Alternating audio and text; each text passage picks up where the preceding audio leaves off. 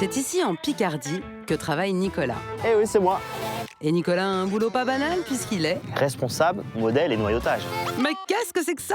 Venez avec moi, je vais vous expliquer. Ouais, ce serait gentil parce que je sais bien qu'on est dans une fonderie spécialisée dans la voirie, mais responsable, modèle et noyautage, j'avoue, j'ai du mal.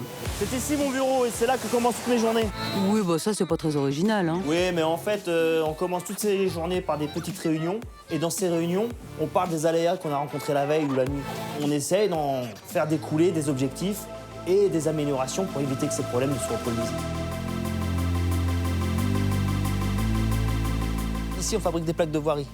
Vous marchez dessus tous les jours, mais vous êtes loin de savoir tout ce qui se passe en dessous. On a des verrouillages, des articulations et des vérins pour l'assistance à l'ouverture et à la fermeture. Elles sont vraiment ultra sophistiquées, ces plaques.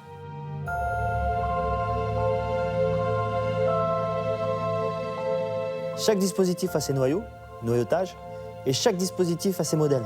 Modèle et noyautage, on y est. C'est ici l'atelier où on prépare les plaques modèles.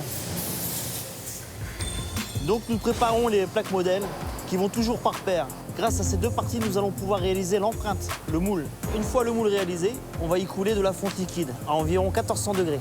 Le métal va se solidifier et une fois solidifié, il restera la fameuse plaque sur laquelle vous marchez tous les jours. Je crois que j'ai compris, dis donc. Et toi, t'es responsable de cette équipe.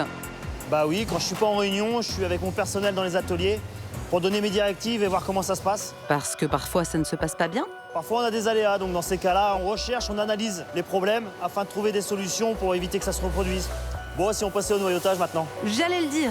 Au fait, Nicolas, comment es-tu arrivé jusqu'ici? Un oncle, qui était professeur de fonderie, m'a fait découvrir la filière. Du coup, je suis rentré par le CAP, le BEP, puis le brevet de technicien. Et après, j'ai commencé ma vie active. Pour moi, la fonderie, c'est la passion.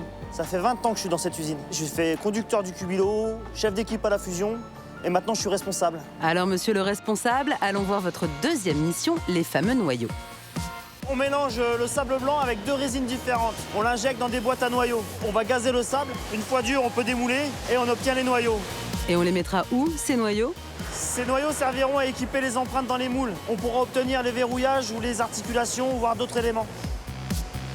La sécurité a beaucoup d'importance. On essaye de faire beaucoup de prévention. Une fois par semaine, on réalise des réunions sécurité. En deux mots, tu l'aimes ton boulot, hein? Oui, j'aime mon boulot. C'est technique, la fonderie. J'aime travailler avec les équipes. Il y a plein de jeunes et on a vraiment une super ambiance. Eh bien voilà un responsable modèle et noyautage heureux, ça fait plaisir. Merci Nicolas. Ouais, moi j'ai du boulot, hein.